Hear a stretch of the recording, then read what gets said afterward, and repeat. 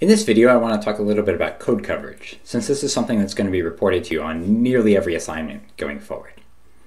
So code coverage is a basic way of analyzing how well you're testing your code.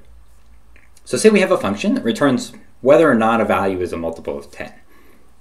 So we take the value, we divide it by 10, we use integer math to drop any fraction, and then multiply it by 10 again. Now if we got the original number, then the original number must have been a multiple of 10. And we can return 1 in that case. So now we write a test for this program. So first we call is multiple of 10 with the value 70, and we assert that that value, the result of that function call, is 1. If you haven't used assert before, it's a really handy way of testing your code. So assert, if you handed a Boolean value, usually the result of some kind of comparison, and if that evaluates to be true, then nothing happens and the assert continues. If it's false, it's 0, then the assertion will stop your program right there. So you can compose a test just of a series of assertions, and as long as the test completes, finishes running the program normally, then you know that all of your tests have passed.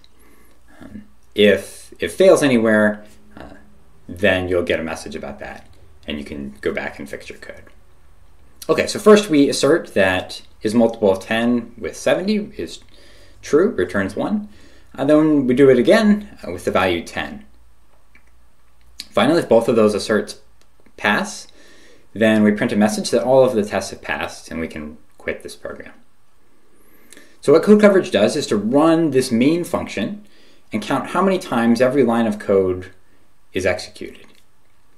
So when main executes, it makes the first call to is multiple of 10, and this takes the first return. So the if value equals 10 times div 10 evaluates it true.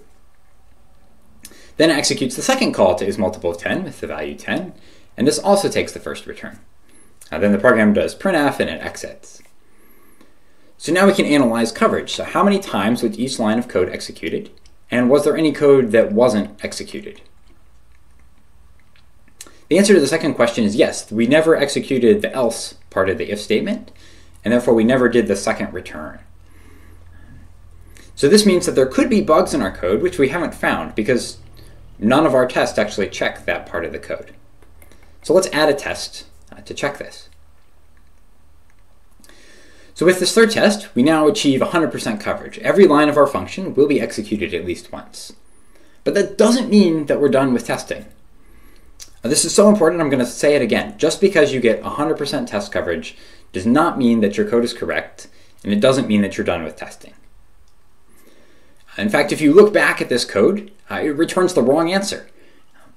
You could have bugs also in your test code that you're checking for the wrong values, or you could have bugs where in certain corner cases, maybe an integer rolls over, where the code would be executed, but for certain values, it's incorrect.